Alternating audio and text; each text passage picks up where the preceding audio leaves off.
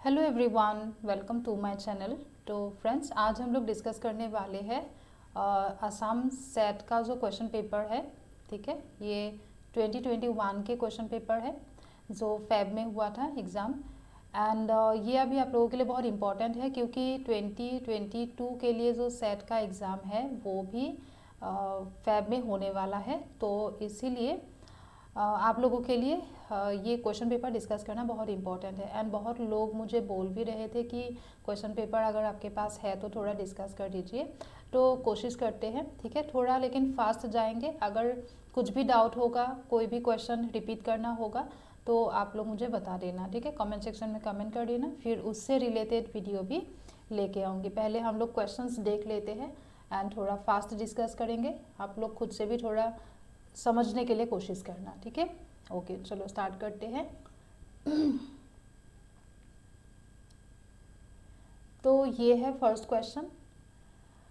इसमें आपको पूछा गया है कि educational administration is concerned with.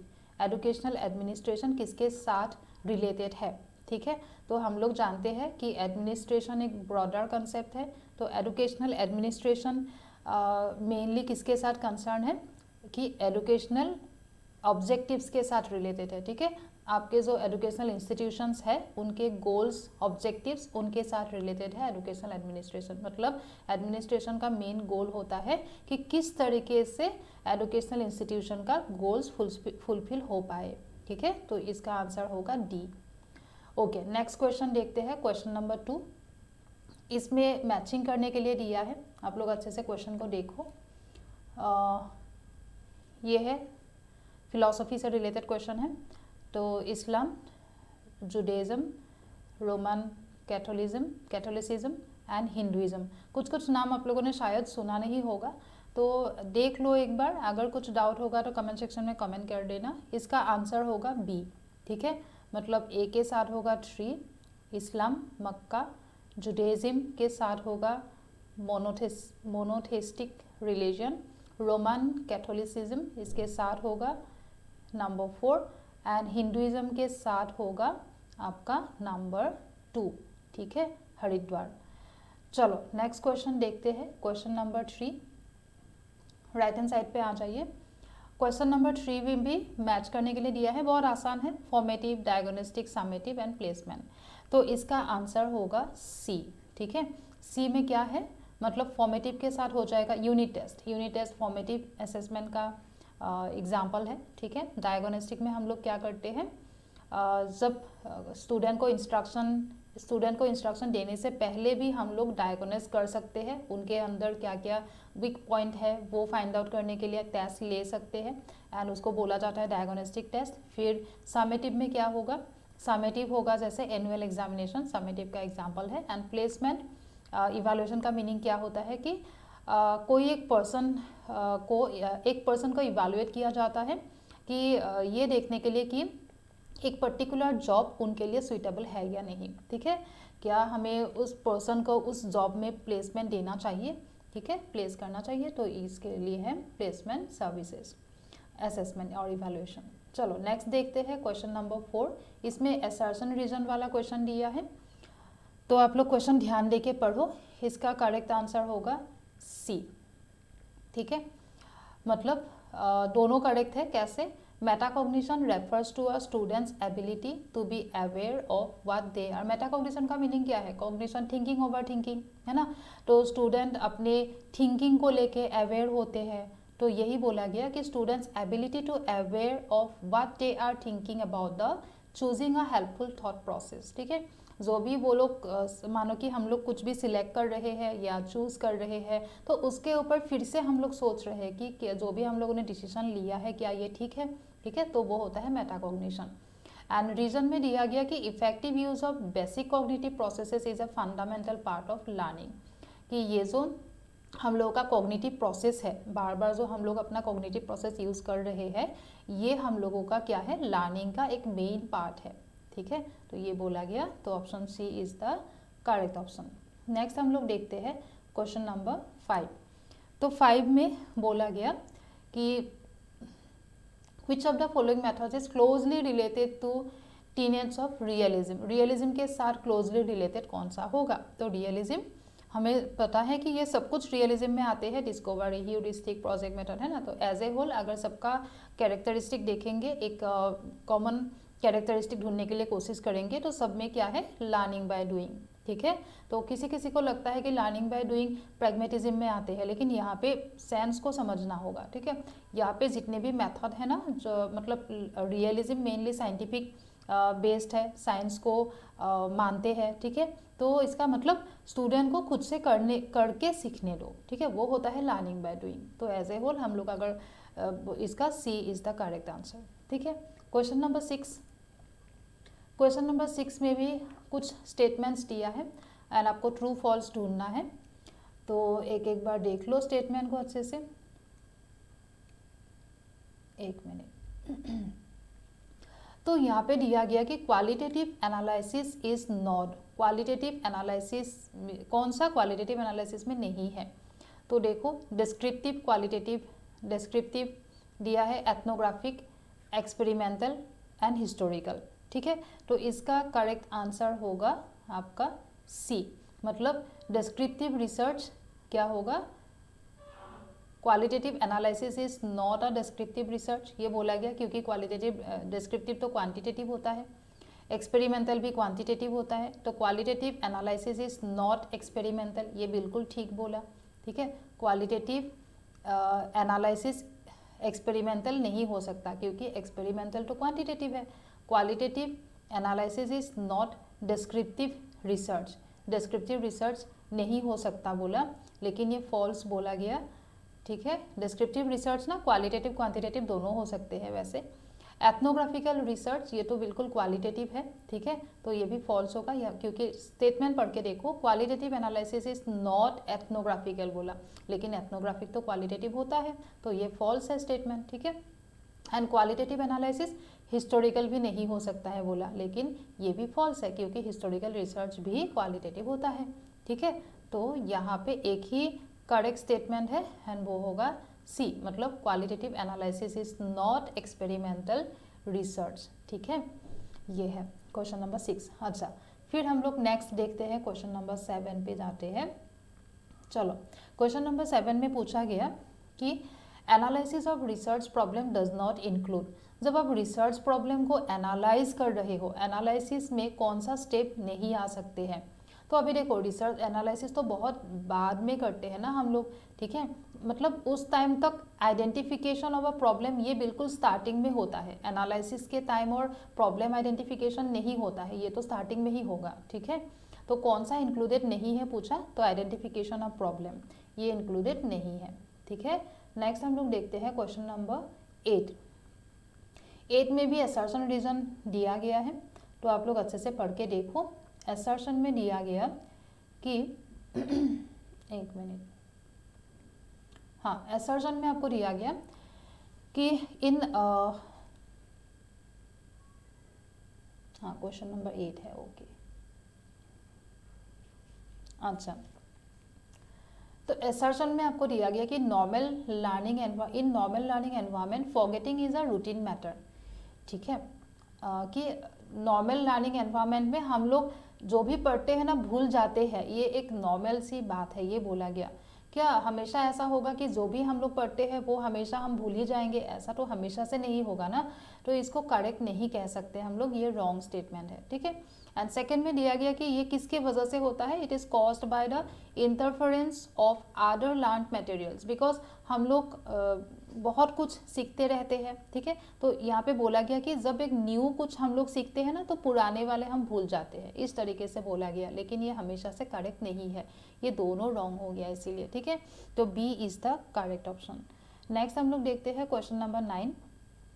9 में दिया गया कि इनको मैच करने के लिए दिया गया, ये बहुत ही इजी क्वेश्चन है। तो हमें पता है लार्ज सैंपल किसको बोला जाता है, लार्ज सैंपल बोला जाता है जिसका सैंपल साइज ग्रेटर देन 30 होता है, ठीक है। एंड टी टेस्ट कब यूज़ करते हैं हमें ये पता है, वैसे एक से ही आपका आंसर आ गया, ठीक है। तो टी टेस्ट जब सैंपल साइज लेस देन 30 है। एस के वैल्यू स्क्यूनेस पे क्या होगा, mean is greater than median, positive skewness, ठीक है, ये कल ही हम लोगों ने पढ़ा था। एंड फिर एनोवा, एनोवा में क्या होगा, मोर देन 2 ग्रुप्स होता है, ये तो हमें पता है ना, 2 से ज़्यादा ग्रुप होने से एनोवा हम लोग यूज़ करते हैं। अच्छा, क्वेश्चन नंबर 10 पे आते हैं। क्वेश्चन नंबर 10 में भी असर्शन रीजनिंग ही दिया है, तो अच्छे से देख लो आप लोग। वैसे क्या दिया है कि Gandhi ji believed in the practical application of truth in our daily behaviour and in the dealing with our fellow man, ठीक है, प्रैक्टिकल एप्लीकेशन ऑफ ट्रूथ, इस पे गांधी जी का बिलीव था, बिल्कुल ठीक है। सेकेंड है truth is the ultimate reality which must triumph over evil and hatred, मतलब ट्रूथ ही अल्टीमेट रियलिटी है, जो कि जो बुराइयां है, जो एविल है, उसके मतलब ट्रूथ के द्वारा ही इन सबको हराया जा सकता है, ठीक है, इस तरीके का है।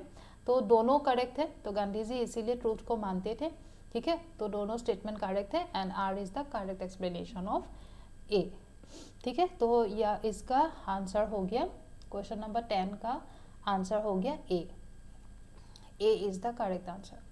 देन क्वेश्चन नंबर 11 हम लोग देखते हैं। अच्छा, क्वेश्चन नंबर 11 को देखते हैं, यहाँ पे दिया गया फॉर प्रोमोटिंग इफेक्टिव लीडरशिप। अच्छा, ये भी लीडरशिप मॉडल, लीडरशिप स्टाइल हम लोगों ने बहुत अच्छे से पढ़ा है, तो हमें पता है कि सबसे ज़्यादा इफेक्टिव किसको माना जाता है, ट्रांसफॉर्मेशनल थ्योरी, क्योंकि यहाँ पे लीडर जो होते हैं वो अपने वर्कर्स को बहुत ही ज़्यादा मोटिवेट करते हैं, कोऑपरेट करते हैं, है ना, तो ये सबसे ज़्यादा इफेक्टिव है। कल्चरल लैग क्या होता है वैसे कल्चरल लैग जो टर्म है वो दिया था ऑगबर्न ने, आप लोगों को पता होगा। एंड इसका मीनिंग क्या है कि material culture and non material culture, इन दोनों में जो डिफरेंस होते हैं ना, उसको बोला जाता है कल्चरल लैग। मतलब one phase of culture may change more rapidly than another phase. Material culture and non material culture, material culture मतलब जो, जैसे कि आजकल क्या है, टेक्नोलॉजी का बहुत जल्दी जल्दी टेक्नोलॉजी डेवलप हो रहा है, ठीक है, वो मटेरियल कल्चर है। एंड नॉन मटेरियल कल्चर है जैसे कि हम लोग का बिलीफ सिस्टम, ठीक है, कल्चर में ऑलरेडी जो कुछ है, ठीक है, वो है नॉन मटेरियल। तो मटेरियल कल्चर बहुत जल्दी उनका ग्रोथ हो रहा है एंड नॉन मटेरियल कल्चर लेकिन बहुत धीरे धीरे करके चेंज होते हैं, ठीक है, ये बोला गया। इसको बोला जाता है कल्चरल लैग। कल्चरल लैग मतलब material and non material culture के बीच जो डिफरेंस होते हैं ना, उसको बोला जाता है। नेक्स्ट है question number 13, the dominant informal agency of education in the life of a man, ठीक है, ये कौन सा होगा, इनफॉर्मल। इनफॉर्मल किसको बोला जाता है, तो ये होगा डेफिनेटली फैमिली, ठीक है, इनफॉर्मल एजेंसी। क्वेश्चन नंबर 14 पे आ जाते हैं। इसको मैच करने के लिए दिया है, तो मैच कर दो इसको, क्या होगा, इसका करेक्ट आंसर हो जाता है सी। इसको थोड़ा छोटा कर देते हैं लोगों को। अच्छा, हाँ, तो इसका 14 को देखो, हाँ, इसमें आपका दिया गया तो critical value at 0.01 level, one tail test, ठीक है, टाइप 1 एरर, टाइप 2 एरर, ये सब कुछ तो आप लोग को पता है। जब ट्रू को रिजेक्ट करते हैं, ट्रू को रिजेक्ट करने से क्या होता है, टाइप 1 एरर होता है। फॉल्स को एक्सेप्ट करोगे तो टाइप 2 एरर है। मतलब बी के साथ 1, सी के साथ 3, इसी से ही आ जाता है वैसे तो आंसर, बी के साथ 1, सी के साथ 3, ठीक है। बाकी आप लोग देख लेना मिला के एक बार। और नॉर्मल प्रोबेबिलिटी कर्व में स्क्यूनेस तो नहीं होता है, तो 0 है ये, ठीक है। एंड बाकी और एक क्या है, critical value at 0.01 level, one tail test, critical value 2.33 sigma, ये है। अच्छा, नेक्स्ट देखते हैं हम लोग क्वेश्चन नंबर 15, ठीक है। तो 15 का भी असर्शन रीजन वाला ही दे दिया है, तो अच्छे से देखो क्वेश्चन। असर्शन में दिया है the highest ethical ideal must satisfy the whole of human nature, ठीक है, बिल्कुल ठीक है।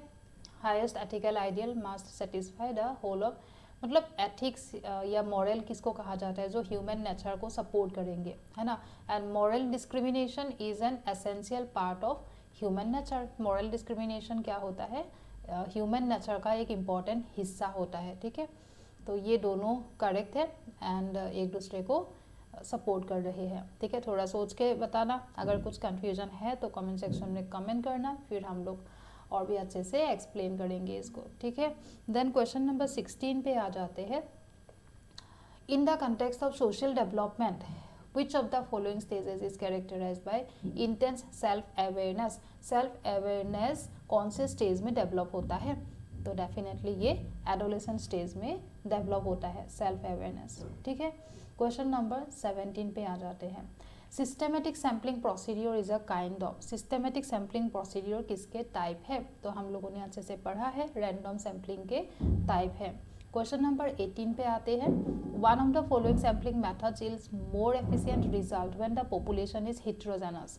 जब पॉपुलेशन हिट्रोजेनस होते हैं, हमें पता है, तब हमें स्ट्रेटिफाइड सैम्पलिंग यूज करना चाहिए। तो B is the correct option. ठीक है, तो बी ट्रू वाला होगा, बाकी तीनों फॉल्स है ये वाला, तो इसीलिए ये करेक्ट होगा, बाकी तीनों फॉल्स है। हम जानते हैं स्ट्रेटिफाइड सैम्पलिंग में स्ट्रेटिफाइड सैम्पलिंग यूज करते हैं जब पॉपुलेशन हिट्रोजेनस होता है। तो ठीक है, नेक्स्ट है नंबर 19। तो 19 का क्या है, यहाँ पे भी ट्रू फॉल्स पूछा है, जो भी स्टेटमेंट दिया है। ICT is used in self learning, self learning में आईसीटी यूज कर सकते हैं? जी बिल्कुल कर सकते हैं, ट्रू है। ICT is used in open and distance learning, yes ICT हर जगह पे यूज कर सकते हैं। इनफॉर्मल एजुकेशन सिस्टम हर जगह पे कर सकते हैं। आईसीटी इज इंक्लूसिव एजुकेशन में भी कर सकते हैं, यस सब कुछ ट्रू है, तो B is the correct option. ठीक है, क्वेश्चन नंबर 20, इसमें है कि दो स्टेटमेंट दिया है, तो पढ़ के देखो।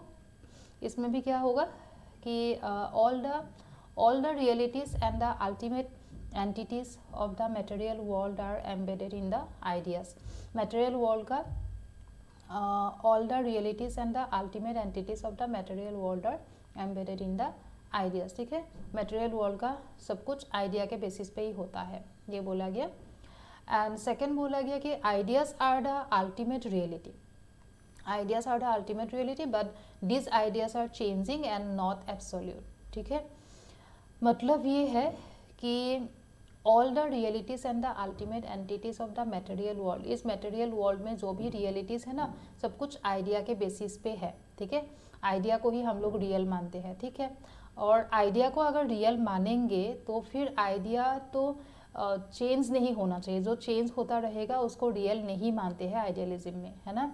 तो लेकिन सेकेंड लाइन में क्या बोला गया कि आइडियाज़ को अल्टीमेट रियलिटी क्यों माना है, क्योंकि आइडियाज़ चेंज होते रहते हैं, एब्सोल्यूट नहीं है। ठीक है, तो ये रॉन्ग है, क्योंकि आइडियाज़ को ट्रू क्यों मानते हैं, रियलिटी क्यों मानते हैं, क्योंकि आइडियाज़ ना चेंज नहीं होते हैं, ऐसे माना गया। जो ज़्यादातर चेंज होता रहेगा वो कभी भी रियल नहीं हो सकता है। ठीक है, तो क्वेश्चन नंबर 20 हो गया। आज हम लोग 25 क्वेश्चन डिस्कस करेंगे। ठीक है, इसी तरीके से टोटल 100 क्वेश्चंस है ना, तो 4 वीडियोस में हम लोग ख़त्म करेंगे। तो क्वेश्चन नंबर 21 देख लेते हैं। The study of role conflict collaboration, ये सब कुछ स्टडी करना किसका पार्ट है? सोशियोलॉजी ऑफ एजुकेशन, है ना। सोशियोलॉजी ऑफ एजुकेशन में ही ये सिखाया जाता है, सोसाइटी में कैसे हमें रहना है, कोलैबोरेट करना है ना, रोल प्ले करना है, ये सब कुछ। Then identification with a group, identification with a group and the feeling of being accepted by the group. एक ग्रुप को आइडेंटिफाई करना एंड इस तरीके का फीलिंग कि आप उस ग्रुप के अंदर ही हो। ठीक है, आप उस ग्रुप के एक पार्ट हो, तो इसको क्या कहा जाएगा? बिलोंगिंगनेस किया कहा जाएगा। ठीक है, क्वेश्चन नंबर 23 कौन सा किसने दिया है ये पूछा है, तो फिर हमें पता है कि इसका है क्या होगा कि इंटेलिजेंस टेस्ट जो है ये है आपका बीनेट का इंटेलिजेंस टेस्ट। इंटरेस्ट टेस्ट जो है स्ट्रॉन्ग का है। पर्सनालिटी टेस्ट रोरचाक का है। एंड क्रिएटिविटी टेस्ट है टोरेंस का। ठीक है, तो आपका हो जाता है D is the correct option. Okay, then question number 24 हम डिस्कस करते हैं। यहाँ पे भी असर्शन रीजन दिया है दोनों। एंड ओके, तो असर्शन क्या दिया है कि andragogy refers to the methods and principles used in adult education. बिल्कुल ठीक है, एडल्ट एजुकेशन में एडल्ट एजुकेशन के लिए है एंड्रागोजी, है ना। And it is based on the humanistic conception of self directed. हम जानते हैं ना एंड्रागोजी में क्या होता है, एडल्ट लर्नर से रिलेटेड है। एंड एडल्ट लर्नर्स जो होते हैं वो सेल्फ डायरेक्टेड होते हैं, फ्रीडम होती है उनमें, ठीक है, ऑटोनोमस लर्नर्स होते हैं, एज वेल एज टीचर जो है, टीचर क्या करते हैं, फैसिलिटेटर के तरह रहते हैं, ठीक है, मतलब दोनों स्टेटमेंट करेक्ट है, तो both the statements are correct statements. तो 24 हो गया और क्वेश्चन नंबर 25 देख लेते हैं। चलो बाकी का हम कल देखेंगे। अच्छा, क्वेश्चन नंबर 25 में मैचिंग टाइप क्वेश्चन दिया है, मैच करने के लिए दिया है। तो rehabilitation council of India act आपको पता है, ये 92 है। Persons with disability 90, persons with disability कौन सा था, ये 2005 वाला है ना। अच्छा नहीं, ठीक ही है, 95 वाला है, यस। देन मेंटल रिटार्डेशन, ये कौन सा होगा, आंसर भी साथ देख लेते हैं। ओके चलो, तो ओके इसका हो गया आपका, ए के साथ 4 था, ए के साथ 4 वाला, हाँ 2 ऑप्शन था वैसे। और पर्सन्स विद डिसेबिलिटी एक्ट ये इसका है 95। Then mental retardation and multiple disabilities act, इसका हो जाएगा आपका 1, मतलब 99, ठीक है, सी के साथ 1। एंड फिर राइट टू एजुकेशन बिल ये 2005 है, डी के साथ 4 है, ठीक है। चलो सॉरी, डी के साथ 2 है, ए के साथ 4 हो गया था, डी के साथ 2 है, डी के साथ 2 है, ओके ओके, यहाँ पे ना डी के साथ 2 हो जाएगा, मतलब राइट टू एजुकेशन, हाँ ठीक ही है, राइट टू एजुकेशन बिल जो है 2005 में पास हुआ था, पर्सन्स विद डिसेबिलिटी एक्ट जो है 95 में है, ठीक है। ओके बाकी का क्वेश्चन हम लोग कल डिस्कस करते हैं। तो 25 क्वेश्चन हम लोगों ने डिस्कस किया, इसमें से जो भी डाउट है, कन्फ्यूजन है, आप लोग कमेंट सेक्शन में कमेंट कर देना, ठीक है, फिर डाउट्स को लेके आएंगे। एंड वीडियो अच्छा लगा है तो लाइक कर देना, शेयर करना अपने फ्रेंड लोगों के साथ, सब्सक्राइब कर देना अगर नहीं किया है तो। चलो मिलते हैं फिर कल हम लोग। Okay, thank you everyone.